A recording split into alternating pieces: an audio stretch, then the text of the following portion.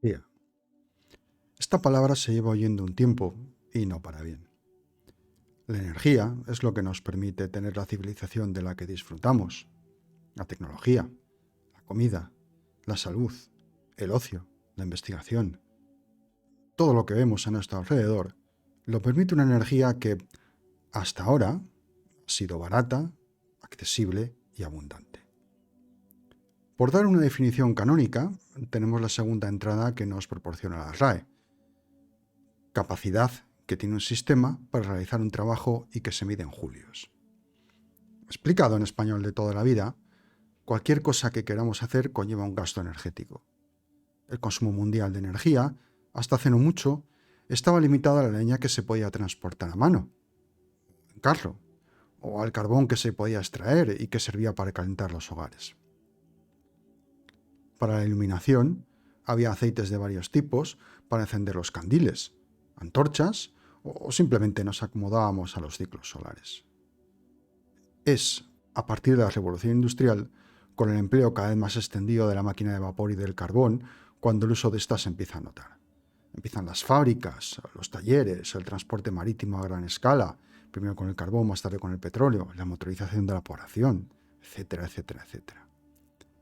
Los avances en la investigación, medicina, calidad de vida, casas con agua corriente, luz, electrodomésticos, ocio, agricultura industrial, sí, la agricultura que conocemos es un proceso industrial como es el fabricar un coche, han permitido que la población haya crecido en número y en longevidad. Y todo ello ha sido posible gracias a la abundancia de algo que hasta ahora dábamos por sentado, pero que cada vez empieza a estar más en cuestión, que es el modelo de producción energética basada en combustibles fósiles, es decir, petróleo, gas y carbón. Pero ojo, no nos equivoquemos. Este modelo ha sido un caso de éxito. Mirad a vuestro alrededor.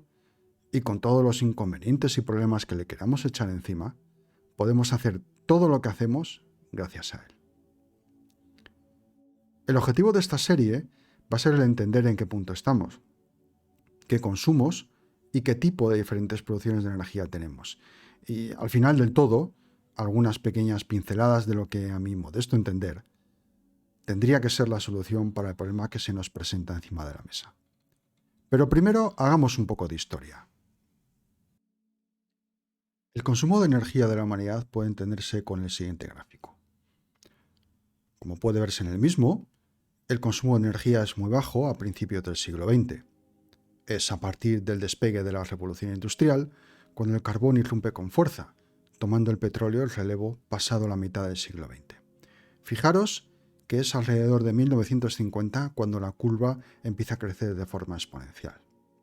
Este consumo está íntimamente relacionado con el PIB a nivel mundial. Como es fácil de entender, ambos están correlacionados y ambos crecimientos van paralelos en el tiempo.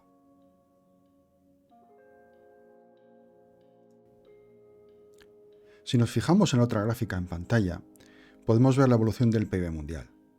Vemos cómo se incrementa suavemente de forma lineal hasta los años 50 del siglo XX, aproximadamente, en los que hay un punto de inflexión y la curva cambia.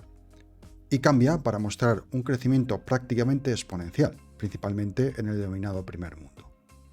Es decir, el consumo de energía y el PIB están alineados y sincronizados. Esta correlación es propia de sociedades industriales. Las fábricas y el transporte son grandes consumidores de energía. A esto se le suma la calefacción en las zonas frías, el aire acondicionado en zonas cálidas, etc. Como anécdota personal, cuando vivía en Holanda dieron la calefacción central el 1 de septiembre. En España, en las mismas fechas, no puedes salir a la calle después de comer en Córdoba, que también lo he vivido. Durante muchos años, el equilibrio de bloques, la geopolítica, la diplomacia, las intervenciones militares, las inversiones en grandes obras públicas han estado marcadas, entre otras causas, por la producción y el tránsito de combustibles y materias primas. Ahora, con esta serie de crisis acumuladas, todo cambia. Y como todo cambio, se le ponen inercias que son muy complejas y que requieren de mucho esfuerzo e inteligencia para su gestión. Si os parece, Vamos a analizar el consumo global de energía en el periodo de tiempo que va desde el 2010 hasta el 2020. Vamos a ver el consumo de energía primario, es decir, incluyendo todas las fuentes de energía que existen en la actualidad. Las comparaciones las haremos principalmente hasta el año 2019, ya que considero que los dos siguientes no son representativos, aunque daremos algunos datos para ver el impacto de la crisis en el consumo. Para ello he extraído todos los datos del informe anual de consumo y producción de energía que proporciona British Petroleum, y que, tras revisar varias publicaciones, está considerado como una fuente fiable. Dependiendo de dónde se busquen los datos, algunos porcentajes pueden variar ligeramente, pero para mantener la coherencia de las cifras vamos a utilizar las que se encuentran en el mismo informe. Cuando se proporcionen otras, se indicará de dónde se han extraído. Además, hay otro punto a favor, y es que a la hora de realizar sucesivas revisiones del informe a lo largo del tiempo, podemos asegurar que los números son consistentes y comparables. En el gráfico que os aparece en pantalla, puede verse el consumo de energía anual en un periodo de tiempo que va desde el 2010 hasta el 2020. Como se puede apreciar, marca un pico en el 2019 con 581 exajulios de energía. Para entendernos, un exajulio corresponde a 10 a la 18 julios, es decir, un 1 seguido de 18 ceros. Del 2010 al 2019, el consumo global de energía sube un 15%. Para hacernos una idea de la escala, la energía solar absorbida por la Tierra es de 3,85 millones de exajulios anuales. Es decir, consumimos el equivalente a uno de cada 6.626 julios recibidos del Sol. Como nota a tener en cuenta, con la crisis del 2020, volvimos al consumo del 2016, lo que es una disminución del 4%, que no es baladí. ¿Cómo se distribuye este consumo de energía en función del combustible utilizado? Tenemos las siguientes categorías: petróleo, gas, carbón, nuclear, hidroeléctrica y renovables, eólica y solar principalmente. En el gráfico mostramos una foto del consumo mundial en el 2019 por tipo de, entre comillas, combustible. Vemos que el más utilizado para generar energía es el petróleo, con un 33%. Luego, sorpresa, el carbón, con un 27%. Y después tendríamos el gas con un 24%. El resto ya a mucha distancia sería hidroeléctrica con un 6,5%, renovables con un 5% y nuclear con un poquito más del 4%, un 4,3%. Si comparamos este consumo mundial con el de la Unión Europea, de media gasta un 5% más en petróleo, un 38%, prácticamente lo mismo en gas, un 23%, mucho menos en carbón, un 12%, más del doble en nuclear, con un 11%, más del doble en renovables, con un 10,7%, y finalmente algo por debajo en hidroeléctrica, con un 4,7%. Es decir, sustituimos carbón por nuclear y renovables. Y en España, esta distribución de consumo en España cambia bastante. Vemos que el petróleo sube hasta el 48%, el gas es un 23%, más o menos como en el resto del mundo, el carbón es residual, aproximadamente un 3%, y luego tendríamos las renovables con un 13%, la nuclear con un 9,3% e hidroeléctrica con un 3,6%. Lógico, por otra parte, somos un país bastante seco, no tenemos agua por castigo como pueden tener los noruegos. La geografía importa. Si vamos al detalle por área geográfica y comparando con el 2019, tenemos lo siguiente, así a grandes rasgos. En España, no es que sea una diferencia abismal, pero el consumo de petróleo cae en casi un 4% de un año para otro, mientras que en la Unión Europea es algo más del 2%. En Asia-Pacífico los porcentajes se mantienen casi inalterables, con un 1% de bajada del petróleo que se distribuye entre el resto de los consumos. En el CIS también un 1% menos, pero esta vez es el gas el que lo sufre. En África la bajada en el consumo de petróleo sí es más significativa, ya que es del 3%, aumentando el carbón y el gas. Yendo a la Unión Europea, baja el petróleo, más de un 2%, y el carbón un 1,5%, subiendo el resto. Recordar que estamos viendo porcentajes, ¿de acuerdo? Hay que tener en cuenta que la caída global en el consumo de energía del 2019 al 2020 fue de un 4%, es decir, algo más de 24 exajulios de caída. Otro punto interesante es ver el consumo per cápita. Importante, recordar aquí que metemos toda la energía consumida en el país, no solo la eléctrica. Sin ánimo de ser exhaustivo, he pasado a kilovatios hora por habitante el consumo global de una serie de países que me parecía interesante mostrar. En general, países occidentales, donde espero un mayor consumo per cápita, y después los dos países con mayor número de habitantes, que son China e India. También a efectos comparativos he añadido Japón y Corea del Sur. Los resultados son cuando menos curiosos. Vamos a verlos. Estamos hablando del 2019, recordad. A la cabeza tenemos a la muy ecologista y progresista Canadá con 106.781 kilovatios hora por habitante. Seguida a cierta distancia de Estados Unidos con 80.296, Corea con 65.703 y después vendría un grupo más o menos igualado en el que entran Alemania, Francia y Japón orbitando alrededor de los 40.000. Seguidamente estarían España, Italia y Reino Unido. Y ya muy cerca tendríamos a China, sorpresa, ¿quién lo iba a decir? A mucha mayor distancia tendríamos a India, que era lo esperado y esperable, de momento. A simple vista y sin profundizar demasiado, quedaría para innumerables vídeos, tenemos los siguientes comentarios. Canadá tiene ella solita un consumo per cápita del orden de 3 veces del español. Estados Unidos le sigue con más del doble del consumo per cápita que España. Las grandes potencias industriales europeas, Francia y Alemania, se hacen notar, sobre todo Alemania, mostrando músculo sobre el resto de los países europeos en la gráfica.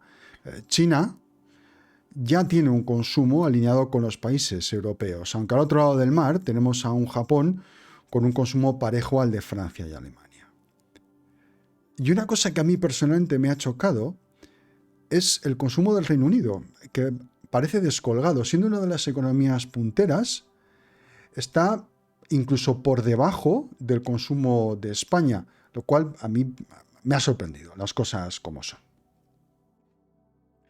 Un tema que mencionábamos al principio era el crecimiento mundial en el consumo. Como uno puede imaginarse, este crecimiento no se distribuye de igual manera por área geográfica o país. En la gráfica de la izquierda estudiamos el periodo que va del año 2010 al 2019, donde podemos ver el crecimiento del consumo por las diferentes zonas del mundo. Podemos ver que hay 3 áreas con unos crecimientos alrededor del 25 o 30%. Estas son Asia-Pacífico con un 30, casi un 30,5%, seguido de Oriente Medio con casi un 28% y África con un 24,27%.